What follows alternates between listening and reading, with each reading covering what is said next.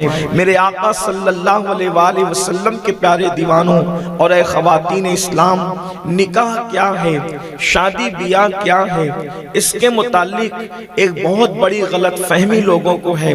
نکاح صرف لوگ جنس کی تسکین کا نام سمجھتے ہیں، یعنی کہ انسان کے نفس کی جو خواہش اور پیاس ہے صرف اسی کو بجھنے اور بجھانے کا نام لوگ نکاح سمجھتے ہیں۔ حالانکہ ایسی بات نہیں ہے، یہ بات اپنی جگہ درست ہے کہ انسان جب نکاح کرتا ہے تو اس کی نفس کی تسکین ہو جاتی ہے، اس کی نفس میں لگی ہوئی آگ کی پیاس بجھ جاتی ہے۔ لیکن نکاح اسلام میں صرف جنس کی تسکین کا نام نہیں، نفسانی خواہشات کی تکمیل کا نام نہیں، بلکہ نکاح وہ عظیم عبادت ہے کہ کوئی نبی زمین پر ایسا نہیں گزرا جس نے نکاح نہ کیا ہو۔ ہر نبی نے نکاح کیا۔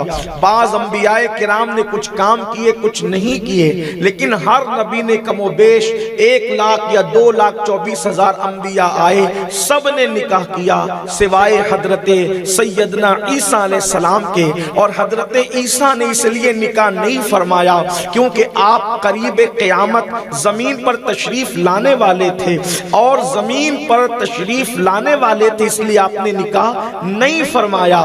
اور اب جب آپ زمین پر قریب قیامت تشریف لائیں گے تو اس وقت آپ نکاح فرمائیں گے۔ ہر نبی نے نکاح کیا، اللہ اکبر، حضرت عیسیٰ کے سوا۔ حضرت عیسیٰ بھی نکاح کریں گے۔ ایک بات آپ کبھی سوچیں اور غور کریں، بڑی دلچسپ بات ہے، حضرت عیسیٰ نے نکاح کیوں نہیں فرمایا؟ حضرت عیسیٰ کے نکاح نہ کرنے کی کیا وجہ ہے؟ وہ حکمتیں تو اہل علم اس کی بیان کریں گے، لیکن اگر آپ توجہ کریں تو پتہ چلے گا 35 یا 36 سال کی عمر میں کم و بیش حضرت عیسیٰ علیہ السلام آسمان پہ اٹھا لیے گئے۔ میرے عزیز، اٹھایا جانا تھا حضرت عیسیٰ کو آسمان پر۔ توجہ فرمائیں، میرے نوجوانوں کی خاص توجہ، اسلامی بہنوں کی خاص توجہ۔ آج کل لوگ کہتے ہیں کہ مسلمان اپنی بیوی سے پیار نہیں کرتا جیسا کرنا چاہیے۔ ہم کہتے ہیں ہم سے زیادہ کون پیار کر سکتا ہے؟ ہم سے زیادہ پیار کا تصور کہاں ہو سکتا ہے؟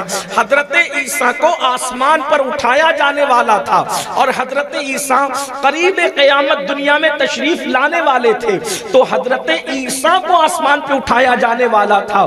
اگر حضرت عیسیٰ نکاح کر لیتے تو بیوی کو تو آسمان پہ اٹھایا جانے والا نہیں تھا۔ اللہ اکبر! اس لیے حضرت عیسیٰ علیہ السلام نے یہ مناسب جانا کہ بیوی کو چھوڑ کر جائیں گے، قریب قیامت تو ہم آئیں گے، لیکن بیوی تو اس وقت تک موجود نہیں رہے گی، وہ تو دنیا سے جا چکی ہوگی۔ اللہ اکبر! گویا کہ ہمارا اسلام بتا رہا ہے کہ نبی نے یہ خیال فرمایا ہوگا، اللہ اکبر، کہ میں نے آسمان پہ جا کر پھر آنا ہے۔ اللہ اللہ! تو ہمارا مذہب بیوی کو چھوڑ کے جانے کی اجازت نہیں دیتا، بلکہ پیغمبر نے کہا جب آئیں گے اور ہمیشہ زمین میں رہنے کے لیے آئیں گے اس وقت بیوی کے ساتھ نکاح فرمائیں۔ اندازہ فرمائیں، غور فرمائیں، یہ ہمارے مذہب کی تعلیم ہے۔ اس لیے کہ مذہب اسلام، حضرت آدم کا بھی مذہب اسلام تھا، حضرت نوح کا بھی مذہب اسلام تھا، حضرت ابراہیم کا مذہب بھی مذہب اسلام تھا۔ ہر نبی کا مذہب اسلام ہے، اور ہمارے آقا علیہ السلام اس کی تکمیل کے لیے تشریف لائے تھے۔ تو اللہ اکبر! نکاح کیا چیز ہے، نکاح کیا شے ہے، ہر نبی نے انجام دیا، اور حضرت سیدنا عیسیٰ علیہ السلام بھی اس نکاح کو انجام دیں گے، میرے آقا صلی اللہ علیہ وآلہ وسلم کے دیوانوں۔ لیکن یہ نکاح صرف رسم نہیں، یہ نکاح صرف جنسی تسکین کا ذریعہ نہیں، یہ نکاح نفسانی خواہشات کی تکمیل کا نام نہیں، بلکہ نکاح کی حکمتیں دیکھیں۔ اللہ اکبر! جب نکاح ہوتا ہے، نکاح صرف ایک مرد کا ایک عورت سے ہوتا ہے۔ ہمارے مذہب میں یہی تصور ہے، ایک مرد کا نکاح ایک وقت میں ایک عورت سے ہوتا ہے، ٹھیک ہے؟ اگرچہ مردوں کو اللہ رب العزت نے اور اجازتیں دی ہے، لیکن ایک وقت میں ایک عورت کا نکاح ایک مرد سے ہوتا ہے۔ اس وقت ایک میاں بیوی آپس میں کیا ملتے ہیں؟ سینکڑوں افراد کا ملن ہوتا ہے، ایک جوڑا نہیں ملتا بلکہ سینکڑوں افراد کا ملن ہوتا ہے۔ مثال کے طور پر دیکھیے، لڑکی لڑکے کے ماں باپ اور لڑکے کے ماں باپ اور لڑکی کے ماں باپ، یہ دونوں کا رشتہ قائم ہوتا ہے۔ لڑکے کے دادا دادی، لڑکی کے دادا دادی، ان کا رشتہ قائم ہوتا ہے۔ لڑکے کے نانا نانی، لڑکی کے نانا نانی، اسی طرح قیاس کرتے چلے جائیں، گویا کے خاندان ملتے ہیں، آپس میں خاندانوں کا ملاپ ہوتا ہے۔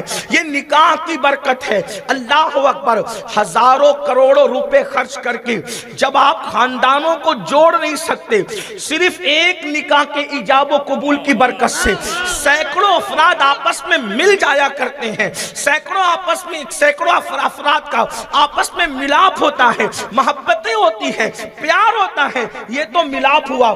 اب ملاپ کے بعد اس کی برکتیں، پھر بچوں کی پیدائش ہے، بچوں کی ولادت ہے، بچیوں کی ولادت ہے۔ کتنی برکت کی چیز ہے نکاح، اور نکاح کی حکمت یہی ہے۔ دو خاص حکمتیں ہیں۔ نمبر ایک یہ کہ انسان کو بدکاری سے بچایا جائے، انسان کو زناکاری سے بچایا جائے، اور نمبر دو حلال نسل کو آگے بڑھایا جائے۔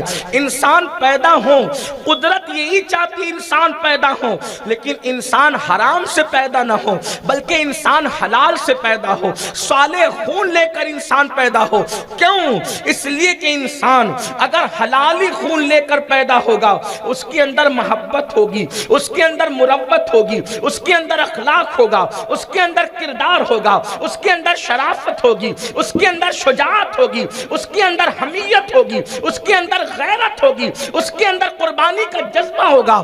یہ حلال خون کی تاثیر ہے۔ اور اگر خون حلال سے پیدا نہ ہوا، زمین پر صرف انسان بڑھانا مقصود نہیں ہے بلکہ زمین کے اوپر حلالی انسانوں کا وجود مقصود ہے۔ اس لیے کہ جب انسان حلالی نہیں ہوتا تو بے مروت ہوتا ہے، بے غیرت ہوتا ہے، بزدل ہوتا ہے، لوگوں کو نقصان پہنچانے والا ہوتا ہے، مذہب و ملت کا غدار ہوتا ہے۔ یاد رکھنا، خون کی بڑی تاثیر ہوتی ہے انسان کے اندر۔ میرے پیارے آقا صلی اللہ علیہ وآلہ وسلم کے دیوانوں، حلال نسل کی افزائش مقصود ہے۔